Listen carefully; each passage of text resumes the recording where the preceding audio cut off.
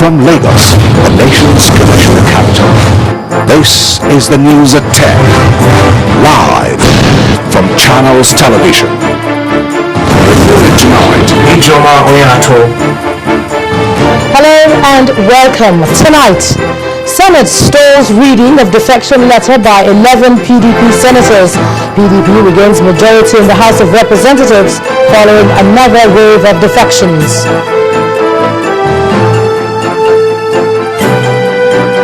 President Jonathan launches Industrial Revolution Plan with micro, small and medium enterprises as drivers of new economic strategy. INEC Chairman Professor Atahiru Jega defends February date for 2015 elections, says it considers post-election litigations. An Algerian military transport plane crashes in mountainous area. Over 71 passengers confirmed dead. And on business news tonight, Bank of Industry to empower more entrepreneurs as federal government industrial revolution takes off.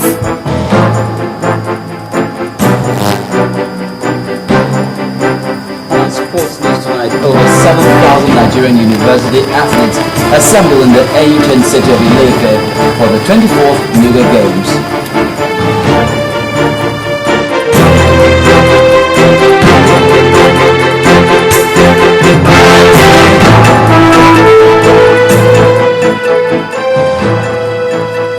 We begin tonight with a defection drama at the National Assembly, which appears to have taken a new twist, where an attempt by some lawmakers to officially cross carpet from the PDP to the APC was shot down again in the Senate. At today's plenary, Senator Bukola Saraki argued that the Senate President's refusal to read the letter signed by 11 lawmakers stating their decision to change party has breached his privileges, but he was ruled out of order by the Senate President. Tuesday's Senate plenary session could be likened to a contest between two gladiators. On one side, the Senate President, and on the other, the defecting lawmakers. Both sides were not prepared to shift ground from their positions over the matter of defection of lawmakers from the PDP to the APC. It all started when Senator Bukola Saraki raised a point of order informing the Senate of the decision of some lawmakers to defect from the PDP to the APC. I would like to bring it to the attention of the Senate that myself and Senator senators have notified our change from being Senator of the People Democratic Party and now joined the All Progressive Party. The Senate President responded. Because the matter is in court, I shall have no further discussion on it because the order is very clear. No reference shall be made to a matter which is before a law court. Therefore, I rule you out of order. But the minority leader was not deterred by the Senate President's response. We cannot stop people from associating once they operate in tandem with our orders here. But you also agree with me that the section we quoted from the Constitution has also laid down the procedure of joining a political party. From then on, other opposition lawmakers filed points of order in quick succession. Point of order, Aisha. Point of order, Mr. President. But the Senate President remained resolute in his decision not to discuss the matter of defection. Some of the defecting lawmakers then tried another strategy. I have decided to join the All Progressive Congress and I'm a registered member of the All Progressives Congress. The ruling of a Senate President after the points of order were raised means one thing. At a time at which the Senate President says that he rules you out of order, that means whatever you have said is null and void. Tuesday's plenary clearly showed that the Senate has not been able to find a political solution to the crisis which has built up in the Senate over the defection of lawmakers from the PDP to the APC. It will be interesting to see how this drama will unravel in the Senate. Linda Akibi, Channels Television News. In the meantime, the People's Democratic Party appears to have regained its majority in the House of Representatives as 5 lawmakers announced their defection from the All Progressive Congress to the PDP. This appears to end the majority dispute between the two parties, at least for now, as the PDP now has 178 lawmakers, while the APC has 168. This was the situation that played out before the House commenced debate on the 2014 appropriation bill today. Our correspondent Langwe Lasisi reports. Lawmakers gathering to start legislative work for the week. But the proceedings began with what has become a normal feature of the House of Representatives, defections. When it ended, 5 lawmakers had moved from the APC to the PDP, with only 1 lawmaker moving in the opposite direction. With that out of the way, the House turned to the 2014 appropriation bill, specifically to the committee set up to look into the non-compliance with the Fiscal Responsibility Act by the executive. It does not pretend at all. It says I am a summary, and we as a committee are satisfied that this document falls short of the document contemplated by section 21 subsection 3 of the Fiscal Responsibility Act. In his ruling, the Speaker appealed to the lawmakers not to be distracted with the politics that has engulfed the country. And in deference to overriding national interests, the House of Representatives should proceed with the consideration of the 2014 appropriation bill, while the Minister of Finance is requested to comply fully with the mandatory provisions of Section 21 of the Fiscal Responsibility Act before the conclusion of the budget process. I so rule.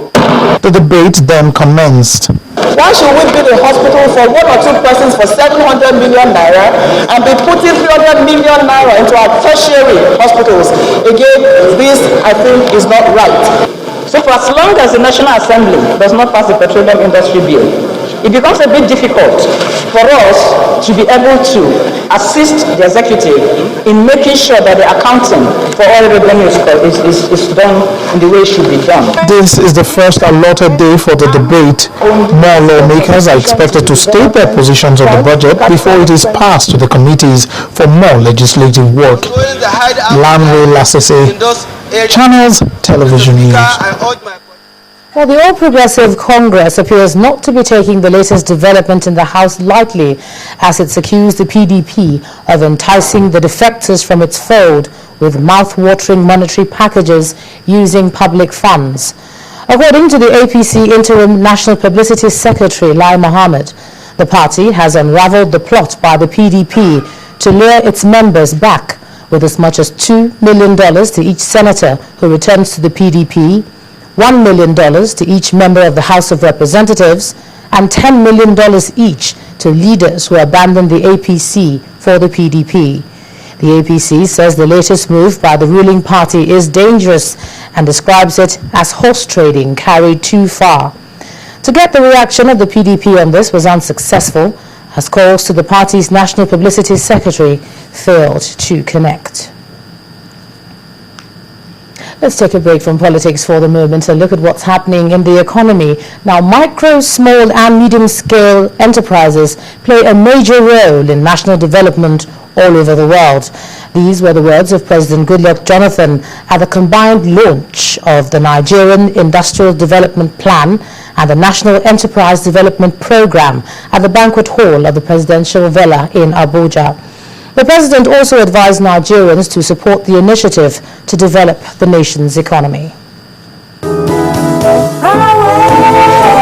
To show that the government is very serious with the Industrial Revolution Plan, they had on display some equipment including cars of different brands, armored SUVs and chassis of trucks, all manufactured in Nigeria.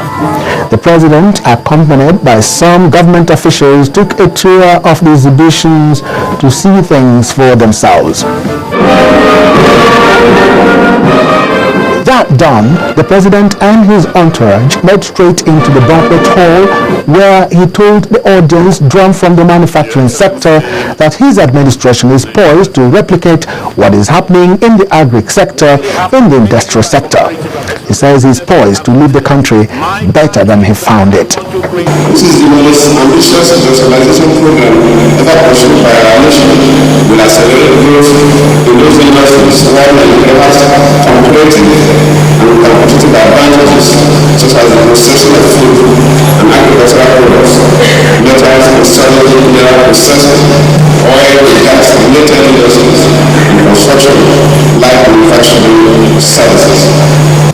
The president urged Nigerians to buy made in Nigeria if the local content law must be meaningful. There are two things: one is the water and one is the material. Even by our building process, they not allow us to buy the local one, which is 50% higher than the one that we export, to encourage local production.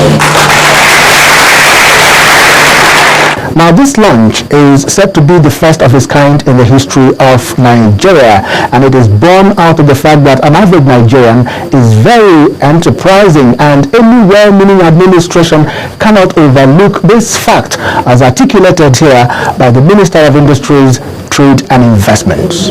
Before, 80% of Sweden employees were in Abuja, 20% in the States. We have reversed that. Today, 80% of Sweden employees are in the States, 20% in Abuja, because that's where the work has to be done. For the revolution to succeed, the Bank of Industry says it is ready to make access to funding very easy for all. It is not just the average Nigerian in the middle class we're looking at now. We're looking at women, we're looking at the vulnerable in society, we're looking at youth. You will see during the display, even the handicapped people are getting involved in industry, in production.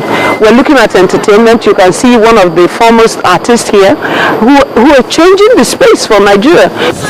The occasion was laced by beautiful drama and dance sessions, all depicting the revolution in the air. I want to industrialize Nigeria.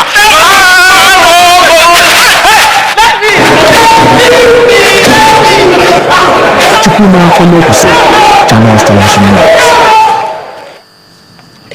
Well, in part two, after the break, socio-political group insists on the right of ethnic nationalities to self-determination as part of debates at the proposed national conference.